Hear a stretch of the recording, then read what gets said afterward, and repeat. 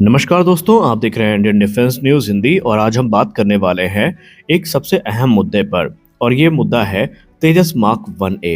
लेकिन सवाल ये है कि अब विमान तैयार है, फोटोज सामने आ चुकी हैं, सरकार ने ऑर्डर भी दे दिया है, फैक्ट्री में एयरक्राफ्ट बन भी रहे हैं, तो इनकी डिलीवरी क्यों नहीं हो पा रही है?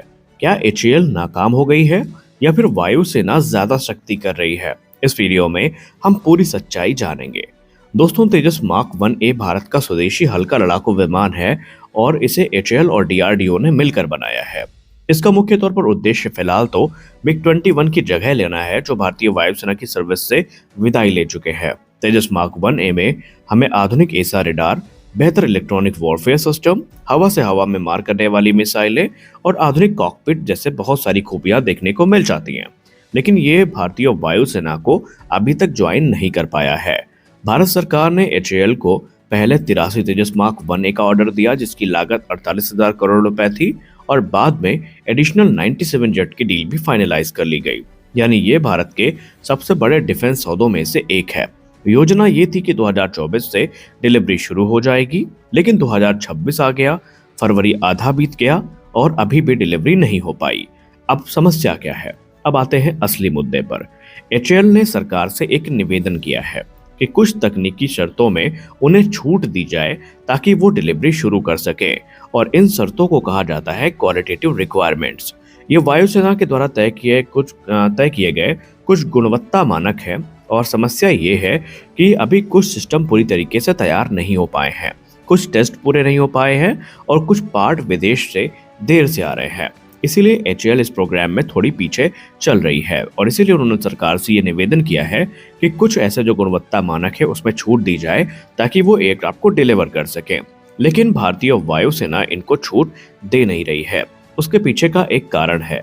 भारतीय वायुसेना ने कहा यह कोई कार नहीं है, ये देश की सुरक्षा का मामला है। अगर अधूरा विमान लिया गया तो युद्ध में या किसी विषम परिस्थिति में नुकसान भी हो सकता है। इंडियन एयरफोर्स बस इतना चाहती है कि टेस्ट पूरे कर लिए जाएं, क्षमता पूरी हो और बिना समझौते के या बिना कॉम्प्रोमाइज के ये एयरक्राफ्ट इंडियन एयरफोर्स में शामिल हो जाएं। इसीलिए वो ये कह रही है कि पहले आप काम पूरा करिए, तब हम विमान को एक्सेप्ट करेंगे। दोस्तों, तेजस मार्क 1A में इंजन समस्या भी काफी बड़ी समस्या रही है। इसमें जो F404 इंजन हम यूज करते हैं वो अमेरिका से आते हैं, और पिछले कुछ सालों में सप्लाई में डिले हुई है। कोरोना काल का असर आप सब जानते ही हैं, और जियोपॉलिटिकल जो उठापटक हुई है उसका भी इम्पैक्ट हम इनकार नहीं कर सकते कि उसने निसंदेह इस पे फर्क डाला है। और इन्हीं सब वजह से इंजन हमें देर से मिले, और जब इंजन ही नहीं थे तो विमान डिलीवर कैसे होते? सबसे बड़ी रुकावट तो यही रही। अब एचएएल पर दबाव भी है। एचएएल पर चौतरफा दबाव है। सरकार का भी दबाव है, मीडिया भी दबाव डाल रही है, बार बार सवाल पूछ रही है, जनता का दबाव तो आप सब जानते ही हैं, और वायुसेना के दबाव से भी एचएएल जूझ रही है।